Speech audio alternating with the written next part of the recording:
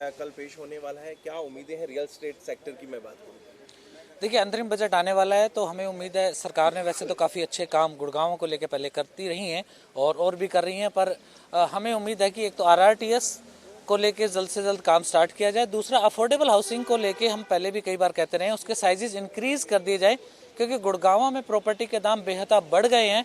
और affordable housing scheme एक ऐसी स्कीम है जिसमें रिजर्व प्राइस में हमें घर मिल जाते हैं, तो उसके साइजेस ज़रूर बढ़ाए जाएं। ये ऐसा हम चाहते हैं कि इस बजट में प्रावधान डाला जाए। ठीक है सर, ठीक है। अंतरिम बजट पेश होने वाला है, क्या आप लोगों की उम्मीद है और क्या सुझाव है? जी, वैसे तो अंतरिम बजट है। माननीय निर्मला सीतारमण जी ने भी बोला है कि इसमें बहुत ज़्यादा चेंजेस नहीं हो सकते हैं, लेकिन ये है कि बजट तो बजट है, आम जनता को जो है सरकार से बहुत उम्मीद रहती है। तो उसी के मद्देनज़र रखते हुए मैं ये कहना चाहूँगी कि बजट ऐसा होना चाहिए जो कि आम जनता के लिए जो है वो बहुत ही सुविधाजनक हो। जो महिलाएं हैं उनके लिए खासकर जो है वो ध्यान रखा जाए, क्योंकि एक गृहिणी जो होती है वो पूरे अपने घर को जो है उसका रखरखाव करती है, उसे एक बैलेंस बना के चलना पड़ता है, चाहे वो स्वास्थ्य संबंधी अपने परिवार की चिंताएं हो, शिक्षा संबंधी हो, और भी बहुत सारे खर्चे होते हैं। तो महिलाओं को इस तरह से अगर सुविधा मिलेगी बजट के द्वारा जो है, तो वो नेचुरल तौर पर जो है वो अपने परिवार को समृद्ध करेंगे, और जब परिवार समृद्ध होगा तो ये समाज समृद्ध होगा। महिलाओं की शिक्षा से अगर हम बात करें तो उनके लिए जो है वो स्किल्ड जो है कॉलेजेस, इस तरह से यूनिवर्सिटीज़ जो है वो खुलनी चाहिए। स्वास्थ्य संबंधी जो है उनको सुविधाएं मिलनी चाहिए, और सबसे बड़ी बात है कि जो पूरा एनवायरनमेंट है, एक तरह से उनकी सुरक्षा से रिलेटेड जो चीज़ें हैं उस पर भी बहुत ध्यान होना चाहिए। तो ये सब बहुत छोटी छोटी बातें हैं। आपको एक वुमेन है जी, वुमेन सेफ्टी की बात कर लूँ जी, या फिर महिला को कहीं ना कहीं और ज़्यादा ग्रूमिंग की बात कर लूँ, जी, इस तरीके से जी, महिलाओं को जो है वो आत्मरक्षा के गुण सिखाने के लिए जो है ऐसे प्रशिक्षण केंद्र खोले जा सकते हैं। बजट के जो माध्यम से हम ये कर सकते हैं कि उनके लिए सुरक्षा के ऊपर जो है वो एक प्रॉपर जो है क्राइटेरिया हो, उनके लिए जो है बहुत सारी ऐसी पॉलिसीज आएँ जिसमें महिला अपने आप को सुरक्षित महसूस करे, और जो पूरे शहर का वातावरण है, लाइटनिंग है और तरह का जो उनको सुविधा मिल सकती है आने जाने की, ट्रांसपोर्ट की, तो ऐसी बहुत सारी चीज़ें हैं जिनसे कि महिलाओं को सुरक्षा दी जा सकती है। अग्रवाल साहब, क्या उम्मीदें हैं आप एक हम बात करें उद्योगपति हैं इस बजट से? देखो जी, वैसे अंतरिम बजट है, बहुत ज़्यादा उम्मीद नहीं है, लेकिन फिर भी उद्योगों के ऊपर काम होना चाहिए। और ख़ास करके कहूँ तो स्मॉल स्केल जो एमएसएमई है वो 60% से अधिक रेवेन्यू सरकार को देता है और रोज़गार देता है, सबसे बड़ी बात। तो उसके ऊपर विशेष काम होना चाहिए। और दूसरा, एक्सपोर्ट का ज़्यादा से ज़्यादा प्रमोशन होना चाहिए, और उनको सुविधाएं देनी चाहिए जो छोटे उद्योगपति हैं कि वो अपने प्रोडक्ट्स को एक्सपोर्ट कर सकें। सरकार को कुछ ऐसी स्कीम्स निकालनी चाहिए, उनके लिए कुछ सब्सिडाइज स्कीम्स होनी चाहिए, और उनको ज़्यादा से ज़्यादा प्रोत्साहित करें, और बजट में अलग से उसका प्रावधान होना चाहिए, और ज़मीनी स्तर के ऊपर जो चीज़ नज़र आए। पंकज, देखिए, अंतरिम जो ये बजट है ये एक प्रक्रिया होती है, सरकार की लोकसभा चुनाव से पहले हमेशा होती है। तो वैसे तो सरकार से किसी तरह की कोई उम्मीद है ही नहीं। जिस तरीके से आज आप देखिए महंगाई का क्या आलम है, पेट्रोल डीजल के दाम कम करने चाहिए सरकार को, गैस के दाम कम करने चाहिए, महंगाई से निजात दिलाए।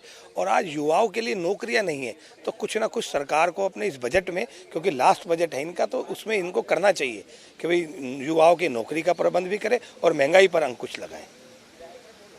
मेरा ये मानना है कि अंतरिम बजट है, ज़्यादा उम्मीदें तो नहीं है, जैसे पैनलिस्ट ने पहले भी बात करी है हमने।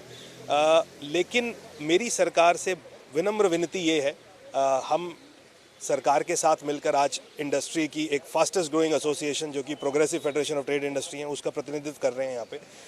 हम चाहते हैं सरकार की नीतियां, सरकार की स्कीम, सरकार के इंसेंटिव धरातल तक आएँ, लोगों को उसका बेनिफिट मिले। सोलर पे जितनी अच्छा विजन आज प्रधानमंत्री मोदी जी का है, रिन्यूएबल नॉन रिन्यूएबल को पूरा अगर लेकर चलें, टेक्नोलॉजी की तरफ जितना आज योगदान देना वो चाह रहे हैं, इंडस्ट्री को सेव करना चाह रहे हैं, तो एमएसएमई और इंडस्ट्री के लिए जितने प्रावधान, जितनी स्कीम्स गवर्नमेंट ने निकाली हैं, उनको धरातल तक लाने के लिए एसोसिएशंस का समर्थन करें, एसोसिएशंस को साथ लें, उनका एक पैनल बनाएं और आगे ले जाकर एसोसिएशंस के माध्यम से इंडस्ट्री को और महत्व दें और उनके अंदर स्कीम्स को अच्छे तरीके से धरातल तक लेकर आएँ। ये मेरी विनम्र विनती है सरकार से। बजट लाएं इन चीज़ों के लिए, मार्केट के लिए, और इंडस्ट्रियल एसोसिएशन को सशक्त करें ताकि इंडस्ट्री सशक्त हो। धन्यवाद। मैं doctor SP Agarwal, vice chairman progressive federation of trade and industry. हमें उद्योगों को सरकार से हमेशा ही उम्मीद रहती है और विशेषकर उद्योगों में काफ़ी काम होने की ज़रूरत है। वैसे तो अंतरिम बजट है, इसमें बहुत ज़्यादा उम्मीदें नहीं की जा सकती। मेन बजट में हम सरकार से उम्मीदें रखेंगे, लेकिन इसमें भी पॉल्यूशन के ऊपर हम लोग चाहते हैं कि विशेष काम हो। और पॉल्यूशन की सबसे ज़्यादा मार जो है इंडस्ट्री पे पड़ती है, व्यापार पे पड़ती है। बार बार जो है ग्रैप लागू हो जाता है, इंडस्ट्रीज बंद करनी पड़ जाती है, ट्रांसपोर्टेशन बंद हो जाती है और ज़मीनी स्तर पे कोई भी काम सरकार के तरफ से नज़र नहीं आता। तो मैं चाहता हूँ सरकार इसके अंदर विशेष प्रावधान बजट के अंदर रखे और ज़मीनी स्तर पे काम करे, लोकल एरियाज़ के अंदर भी काम करे, सिर्फ हाईवेज़ पे नहीं, सिटी के अंदर भी जगह जगह जो जाम लगता है और ट्रैफिक की समस्या है उसके लिए विशेष काम करें। देखिए, अभी सरकार का ये अंतरिम बजट है और उम्मीद है आम जनमानस को कुछ ना कुछ सुविधाएं मिलेंगी। पहले भी मिलती रही हैं, लेकिन 2-3 विषय हैं। एक तो पर्यावरण का बहुत ज़्यादा एक इस समय सबसे बड़ा विषय है, एक ट्रैफिक जाम। तो मैं तो ये कहूँगा कि पर्यावरण के लिए कुछ ना कुछ सरकार और आम जनमानस मिलकर समय समय पर इसमें ऐसी कोई पॉलिसी आए जिससे कि ये पर्यावरण हमारा सुधरे। और एक सरकार से मेरी एक और मांग रहेगी कि जो BS3 और BS4 की गाड़ियां हैं, ये कहीं ना कहीं जब ग्रैप लागू होता है तो इन पे बड़ी दिक्कतें आती हैं, आम जनमानस को तकलीफ होती है। तो कहीं ना कहीं इसमें भी छूट दी जाए।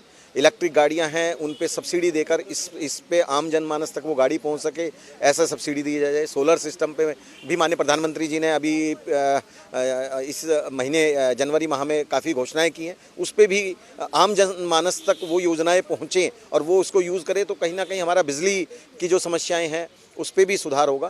तो 2-3 ऐसे विषय हैं, इन पे सरकार अगर गंभीरता से विचार करेगी। और गुरुग्राम के विषय में बात करूं तो क्योंकि गुरुग्राम सबसे बड़ा रेवेन्यू देता है, हरियाणा का सबसे बड़ा ज़िला है जो पूरे हरियाणा की अर्थव्यवस्था को और सिस्टम को चलाता है, क्योंकि सबसे बड़ा रेवेन्यू यहीं गुरुग्राम से जाता है। तो इसके लिए और बेहतर सुविधाएँ मिलें, कनेक्टिविटी बेहतर से बेहतर हो, रेलवे में और बेहतर सुविधाएँ मिले, मेट्रो जल्द से जल्द चालू हो, इसका शिलान्यास हो और मेट्रो द्वारका और मानेसर तक बढ़े, जिससे कि लोग पब्लिक कनेक्टिविटी ज़्यादा से ज़्यादा कर सकें, ऐसी मुझे उम्मीद है।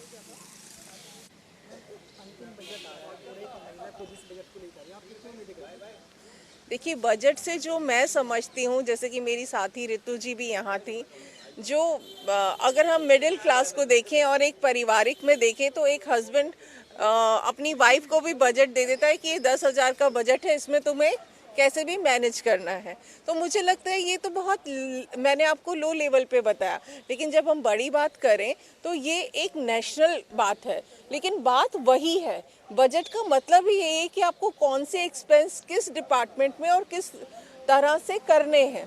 और चाहे एक वो लेबर क्लास हो या वो हमारी भारतीय बजट का मैटर हो, ये जहाँ तक सुरक्षा का मामला आता है, हर कोई सिक्योरिटी पे ज़्यादा ध्यान देता है, लेकिन हम तो लेडीज़ हैं, हमें क्लोथिंग कितना जा रहा है।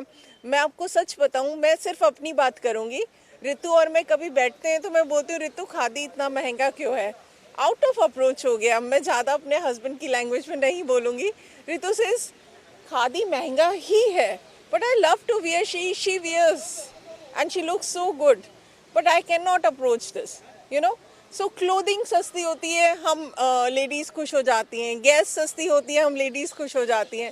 आटे दाल के भाव से हमें मतलब होता है, क्योंकि यही एक चीज़ है। एक लेडीज़ को, एक कॉमन परिवार को कपड़े, आपका राशन, और उसके बाद अगर थोड़ा सा देखो, इन्वेस्टमेंट तो वहीं काम आता है जो कैपिटल आपको रिटर्न दे लॉन्ग टर्म। तो वहाँ तक तो हम पहुँच ही नहीं पाते हैं, बिकॉज आपकी जब बेसिक नीड्स ही पूरी नहीं होंगी तो आप आगे क्या सोचेंगे। तो हम सरकार से ये चाहते हैं, ये हमारी जो बेसिक नीड्स हैं, लाइक रोटी मैं कहूँगी जो अनाज है, और दूसरा गैस के भाव थोड़े सस्ते हो, हमारे कॉस्मेटिक्स सस्ते हो, आई एम सॉरी क्लोथिंग सस्ती हो, that's it. Thank you. I am Neelam Verma. मुझे बजट के बारे में ये है, जैसे हम लोग मिडिल क्लास हैं, मिडिल क्लास लोग तो यही है। अब मैं हूँ हाउसवाइफ, जो लोग हमारे मिडिल क्लास हैं उनको ये भी नहीं होता कि उनका इतना टैक्स चला जाता है, पर इनकम इतनी है, वो इनकम इतनी, मतलब हम अपना ऐसे लगता है मिडिल है, वो ना किस नीचे हैं, वो उनका इतना खर्चा नहीं है, हाई फाई है, उनका इतना होता है। तो हमें सोचना पड़ जाता है, क्योंकि हम नीचे वालों से भी नहीं मिल सकते, हाई वालों से भी नहीं मिल सकते। इसलिए बजट ऐसा होना चाहिए कि मिडिल क्लास को देखते हुए बनाना चाहिए। तो यही है, सब दिखते तो वही सेम ही है, सब लेडीज़ की वही प्रॉब्लम आ जाती है। अब जो वर्किंग नहीं है उनके लिए तो ज़्यादा ही दिक्कत है। तो उसी हिसाब से बजट आना चाहिए। Okay, thank you.